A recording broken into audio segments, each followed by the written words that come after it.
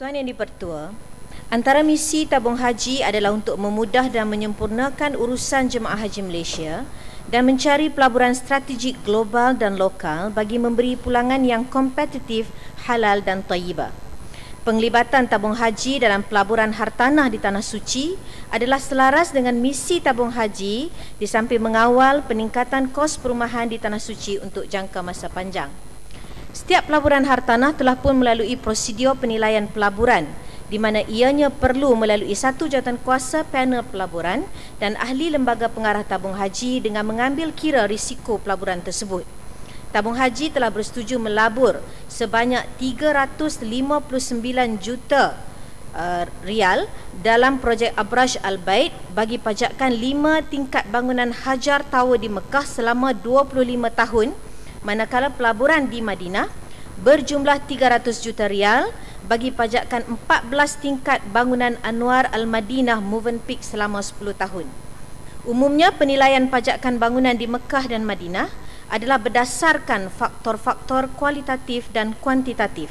Untuk pajakan ini, di antara faktor kualitatif yang dipertimbangkan adalah jarak bangunan daripada Masjidil Haram bagi di Mekah atau Masjid Nabawi bagi Madinah, latar belakang dan kredibiliti pengurusan hotel yang bakal menguruskan hotel atau bangunan, pemilik sah pemegang hak pajakan serta kemungkinan-kemungkinan bahawa bangunan tidak terlibat dengan proses pembesaran kedua-dua masjid dan taraf bilik hotel. Manakala faktor kuantitatif yang diambil kira ialah pada kadar pulangan yang dijangkakan bagi satu-satu pelaburan berdasarkan kepada kadar pasaran sewaan. Dengan memiliki bangunan-bangunan sendiri melalui pajakan ini, ia akan dapat memberikan tabung haji peluang untuk mendapat manfaat daripada peningkatan harga penginapan tersebut khususnya semasa musim haji, dan pada masa yang sama ia dapat dimanfaatkan oleh syarikat-syarikat swasta yang menguruskan jemaah haji ataupun umrah sepanjang tahun. Terima kasih. Ya, Teluk Kemang. Terima kasih. Dengan pelaburan yang besar ini, maka diumumkan bahawa satu syarikat telah ditubuhkan dan saya ingin tahu apakah syarikat ini sudah ditubuhkan dan siapa pengarahnya dan ekuiti dalam syarikat ini, dan kedua, dan juga hasil pelaburan ini boleh menjamin bahawa kos menunaikan haji dikekalkan, mampu dikekalkan pada tahap yang boleh dibelanjakan oleh rakyat. Terima kasih. Terima kasih Yang Berhormat. Seperti mana yang kita sebut tadi, proses ini adalah melalui syarikat yang telah pun melalui satu jawatankuasa panel pelaburan.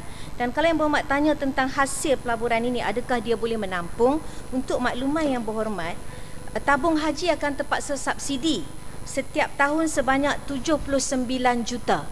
Hasil daripada keuntungan Hajar Tower Mekah, kita anggarkan lebih kurang 19 hingga 25 juta setahun saja.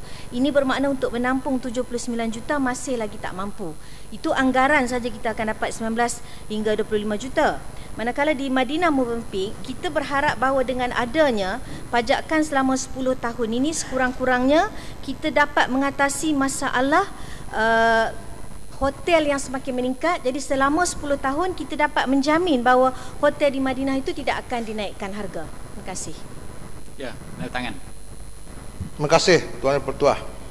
Berhormat, memandangkan peningkatan mereka-mereka yang mengerjakan haji ini setiap tahun meningkat. Apakah, soalan saya, apakah tabung haji tidak berhasrat untuk membeli bangunan-bangunan dan ataupun membuka bangunan-bangunan baru dijadikan sebagai hotel penginapan para haji daripada Malaysia dan dijadikan aktiviti tabung haji di Tanah Suci Mekah dan Madinah, dan dengan ini rasa saya kita kerajaan tabung haji boleh menjimatkan apa ini keuangan di dalam tabung haji itu sendiri, dan dengan ini maka kita akan dapat melihat Malaysia sebagai sebuah negara yang betul-betul komitmen ke arah mempertingkatkan kualiti haji kita setiap tahun. Terima kasih. Terima kasih Yang Berhormat Kina Bitangan. Masalahnya Yang Berhormat ialah undang-undang daripada kerajaan Saudi tidak membenarkan kita untuk membeli bangunan. Apa yang kita dapat hanyalah untuk menyewa sahaja. Umpamanya daripada apa yang saya sebut tadi, Hajar Tower dan Madinah Movenpick pun kita hanya ditawarkan.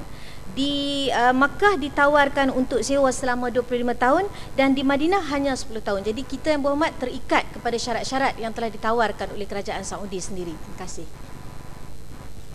Yang berhormat Datuk Ismail bin Kasim. Terima kasih